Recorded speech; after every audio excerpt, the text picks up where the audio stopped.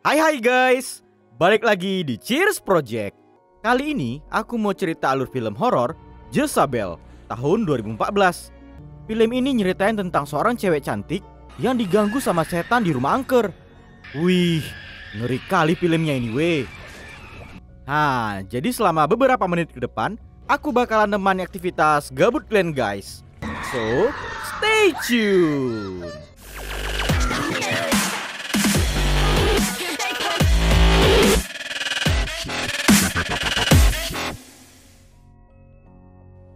Jadi ceritanya tuh gini weh. Waktu itu kan ada sepasang kekasih yang lagi mau pindah rumah. Si cewek senang karena calon bayinya bakalan punya rumah baru. Pas mobil mau belok, wah! Judul film pun keluar, Jezabel. Si cowok mati, kalau si cewek selamat. Namun dia ngalamin keguguran. Oh iya, nama si cewek ini Jessie, panggilan dari nama Jezabel. Diceritakan 2 bulan kemudian, setelah kondisi Jessie agak mendingan, di hari itu dia udah diizinkan untuk pulang. Waktu perawat nanya siapa yang bakalan ngejemput dia, Jessie tampak kebingungan. Soalnya pas masih bayi, mamanya udah mati kena kanker. Abis itu waktu masih bocil, bapaknya ngantar si Jessie untuk tinggal sama almarhum bibinya. Jadi udah bertahun-tahun kali lah si Jessie ini gak ketemu sama bapaknya. Walaupun sedikit canggung, tapi gak ada pilihan. Mau gak mau Jessie nelpon si bapak. Setelah ditelepon, akhirnya Jessie dijemput juga sama bapaknya. Sampailah orang itu 2 di rumah ya kan. Oh iya, si Jessie ini masih belum bisa jalan dia.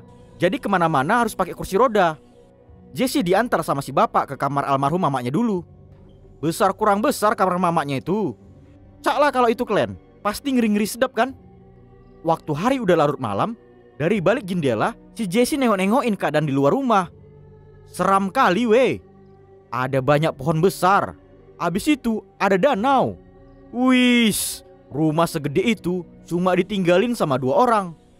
Karena gak bisa ngapa-ngapain, Jessie langsung cepat pergi tidur. Pas mata mau ketutup, ketengok dia dari gorden kasur. Ada cewek berambut panjang lagi duduk di kursi rodanya. Cepat-cepat langsung dibuka. Namun cewek tadi udah gak nampak lagi. Kembut ketakutan lah dia. Tapi Jessie pikir mungkin tadi cuma halusinasinya aja. Keesokan pagi, Jessie meriksa-meriksa laci lemari mamanya. Di situ ada baju-baju dan sebuah kotak yang di dalamnya ada seikat kartu tarot. Abis itu, gak sengaja ketengok dia ada koin di tembok. Waktu mau diambil, eits, jatuh pula koinnya masuk ke kolong tempat tidur. Mau diambil si Jessie lah ya kan. Gak taunya, kejatuh pula dia dari kursi roda. Aih, gak pakai daleman kakak ini ah. Jadi pengen kubantu aja. Hop, dari kolong Jessie nemu satu kotak yang bertuliskan nama Jezabel. Di dalam kotak itu berisikan kaset-kaset video. Ada tulisan, "For Jezabel, Happy Birthday, I love you." Jadi penasaran senang lah dia. Kaset video pertama diputar. Untuk pertama kali dalam hidup, Jessie sangat senang karena bisa ngelihat video mamanya. Di dalam video, si mama mainin kartu tarot sebagai kado buat ulang tahunnya. Bukan ramalan bagus yang didapat. Si mama bilang kalau sekarang ada cewek yang lagi di dekatnya dan dia mau agar Jessie pergi dari rumah itu. Ngedengar hal tersebut, Jessie jadi terbengong pauk ketakutan. Apa mungkin ramalan si mama ada kaitan dengan cewek yang dia tengok tadi malam? Mendadak TV mati dan ternyata si bapak udah muncul aja di situ. Gak ada angin, gak ada hujan, ketepak. Si bapak jadi emosi marah gara-gara video kaset itu ditontonnya. Jessie diangkat dari kursi roda. Janganlah sekali tangan kau untuk nyari-nyari barang aneh. Habis itu kursi rodanya dibuang ke danau. Ya jelas ketakutan lah si Jessie. Kok bisa pula bapaknya tiba-tiba kayak gitu? Saat di malam hari, Jessie dapat mimpi buruk. Pas terbangun ya kan, tiba-tiba aja dari balik gorden ketengok dia lagi. Ada setan cewek jalan ke arahnya pakai kursi roda.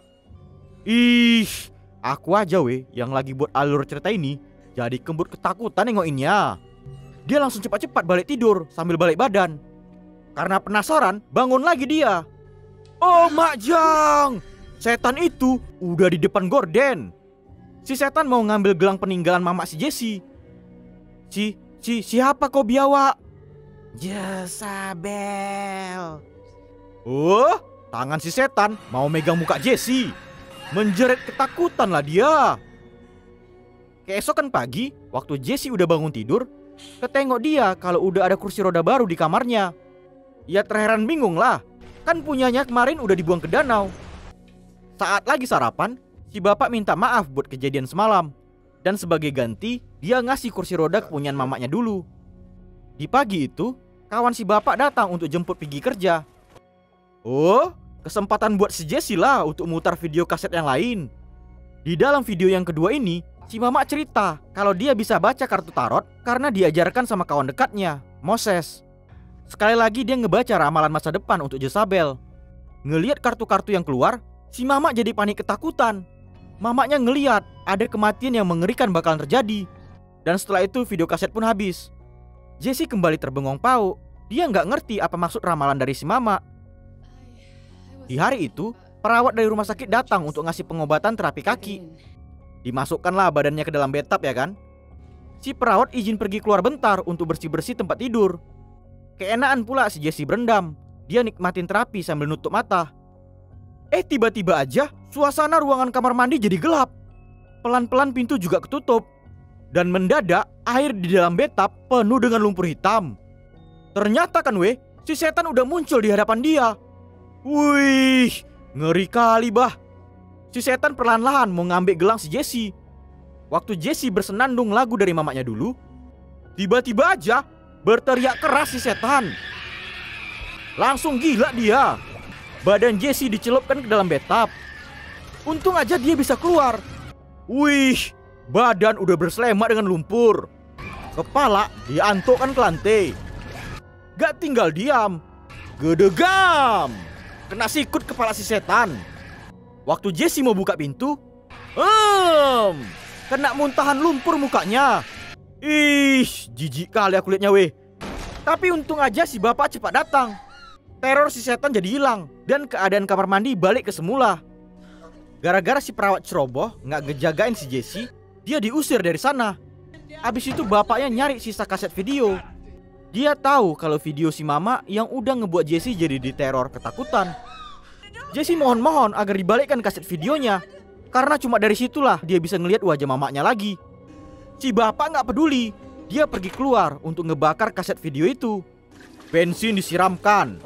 Pas mau ngambil mancis di dalam gudang, dicoba hidupkan dia. Nggak taunya api dari mancis menjalar ke baju. Api langsung menjalar kemana-mana. Tiba-tiba aja pintu gudang ketutup. Kebakar hanguslah si bapak. Jessie yang nengok kejadian itu nggak bisa ngapa-ngapain. Dia cuma bisa nangis sambil ngesot. Gak bisa bantuin bapaknya yang terjebak kebakar di dalam gudang. Api semakin besar dan si bapak pun akhirnya mati terpanggang. Di acara pemakaman, Jessie ketemu sama mantan pacarnya dulu pas SMA, Preston. Waktu lagi asik ngobrol, mendadak dia dapat penglihatan. Ada orang negro yang pelototin dia dan mukanya penuh dengan luka bakar. Gara-gara dipelototin terus, mungkin aja ngasih genjutsu, tiba-tiba aja si Jessie jatuh pingsan. Dibawa pulanglah sama Preston balik ke rumah angkernya itu. Dia bermalam di sana buat jagain Jessie. Waktu udah sama-sama bangun, jadi salting orang ini dua. Ya namanya juga ketemu sama mantan. Agak-agak canggung orang itu ngobrol. Pahamlah orang barat kayak mana ya kan. Kalau udah ketemu sama mantan pacar, apalagi masih ada rasa cinta, bawaan pengen setel gaco aja lah. Kayak gitu orang itu dua. Untuk nenangin perasaan duka si Jessie, pergi orang ini dua ke kafe. Di sana mereka ngebahas masa-masa SMA dulu. Dan dari obrolan itu terungkap kalau ternyata si Preston udah kawin. Walaupun kayak gitu, ditengok dari gerak-gerik, mereka berdua ini belum pada move on. Di situ Jessie juga cerita tentang kejadian-kejadian aneh yang terjadi sama dia. Baliklah orang ini dua ke rumah ya kan. Di sana Preston bantuin Jessie untuk ngambil kaset video yang ada di dalam tong sampah.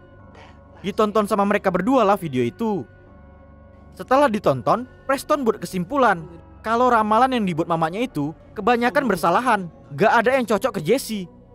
Dan dia minta agar video itu gak ditonton lagi, biar mimpi buruk gak kembali muncul. Gara-gara udah dicariin sama bininya, Preston izin untuk segera pulang. Dan dia juga ninggalin HP-nya itu buat jaga-jaga. Mana tahu Jessie butuh bantuan. Alah, modus. Paten kali kau ya biawak.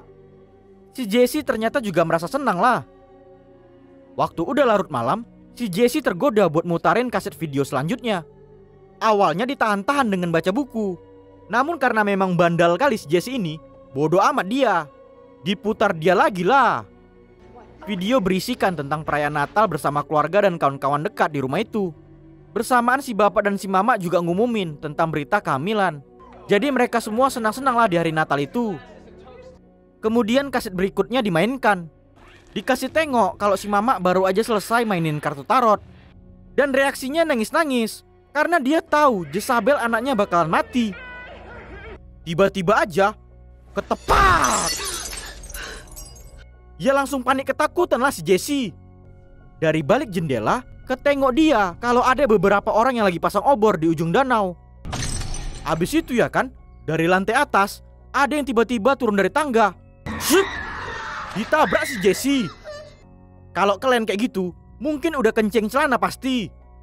Dari cermin mendadak muncul si setan. Ditengok ke belakang. Loh, kok nggak ada? Mendekatlah. Muncul suara yang nyuruh dia untuk ngedekatin cermin. Lebih dekat. Tiba-tiba aja ya kan, cermin itu pecah. Menjerit-jerit. Dari balik cermin tadi, ternyata ada lubang yang di dalamnya berisikan kaset video. Karena udah kembut ketakutan, dicampain dia kaset itu. Keesokan pagi, Preston datang lagi ke sana buat jumpain Jesse. Dari tepi danau mereka ngeliat ada bling-bling pantulan cermin di ujung danau. Karena penasaran, didatangin orang itulah ke sana. Pas udah sampai, ternyata di sana banyak barang-barang voodoo yang digantungin di pohon. Gak hanya itu, ada tempat sesajen di pinggir danau. Yang lebih anehnya lagi, di sana mereka nemu ada kuburan yang bertuliskan nama dan tanggal lahir yang persis dengan punya Jesse. Si Jesse ya kebingungan lah, kok bisa pula? Karena masih penasaran, mereka balik buat ngambil sekop untuk gali kuburan itu. Malam pun tiba. Akhirnya Preston ngegali kuburan untuk nyari tahu apa isinya.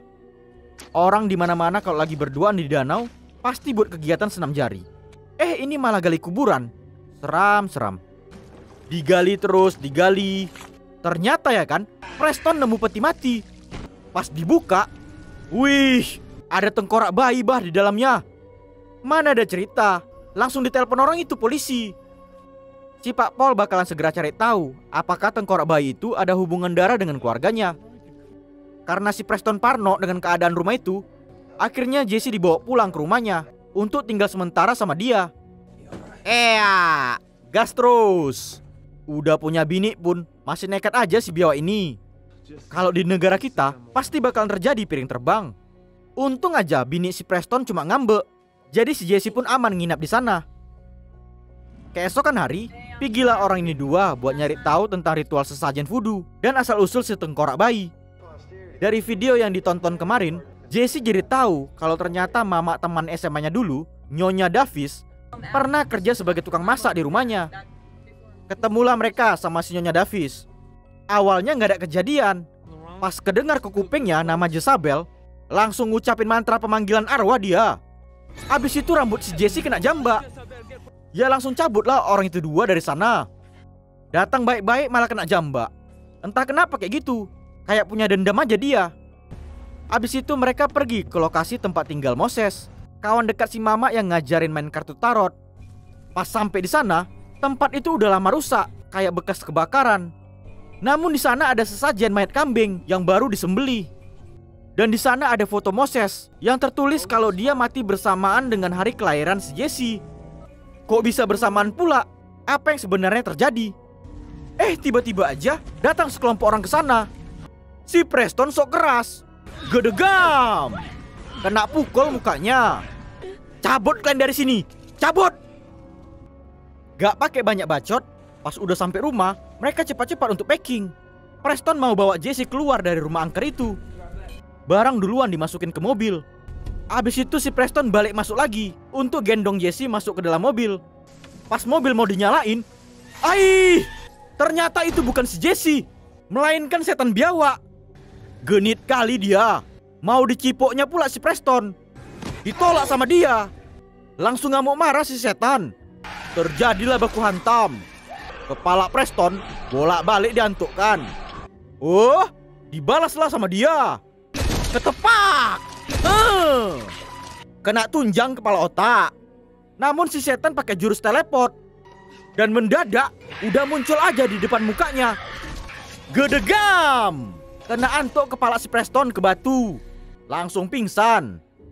Pas Jesse keluar, terkejutlah dia karena nengok kepala Preston udah berselemak dengan darah. Gak pakai lama, ambulan dan polisi udah sampai ke situ. Polisi ngasih info kalau tengkorak bayi yang ditemukan kemarin adalah bayi perempuan. Dan hasil otopsi menyatakan kalau setelah dilahirkan, bayi itu langsung dibunuh dengan cara dipatahkan kayak kayu bakar. Gak usah kalian bayangkan lah ya weh. Pasti ngeri kali itu. Gak berapa lama setelah Pak Polisi pulang, Jezabel ngidupin lilin buat manggil si setan. Namun setannya gak muncul-muncul. Mendadak HP bunyi. Pak Polisi ngasih tahu kalau pacarnya udah siuman. Dan si Preston ngasih tahu kalau Jesse lagi dalam bahaya. Namun suara putus-putus dan akhirnya telepon mati. Tiba-tiba aja TV hidup. Dan kaset video yang dia campain kemarin udah ada di meja. Karena penasaran, dimainkannya lah. Video itu ngasih tengok ada bayi yang lagi nangis-nangis. Si mama ngasih tahu kalau Jezabel dan bapak kandungnya udah mati. Abis itu bayi yang lagi nangis mau dibunuhnya. Namun gak jadi. Si mama malah bacain mantra voodoo biar si bayi dijadikan wadah untuk Jezabel.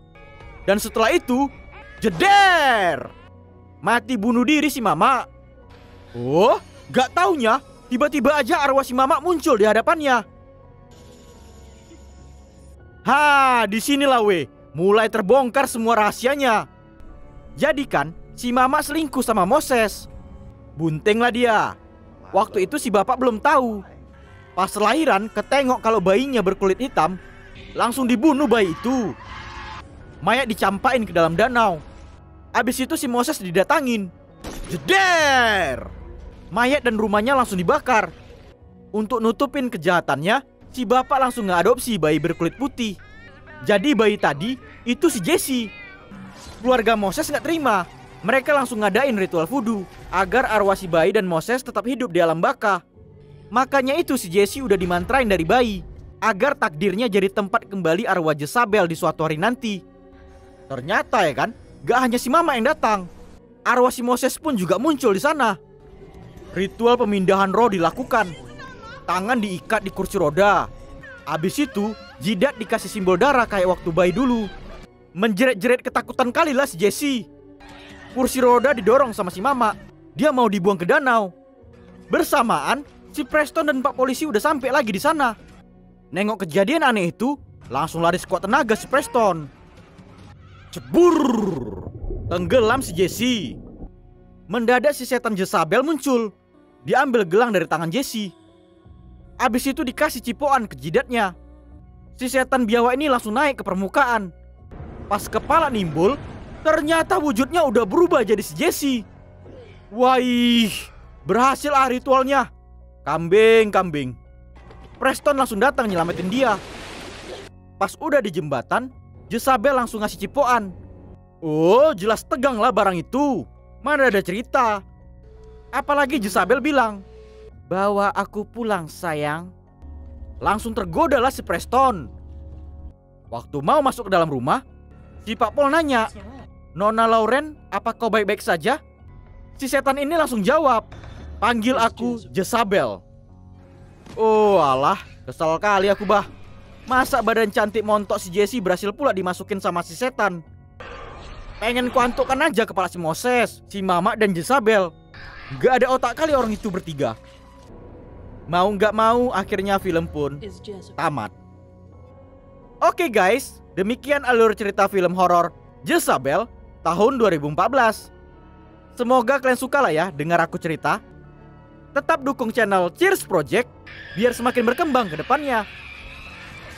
Ya udahlah dulu ya weh. Terima kasih and cheers.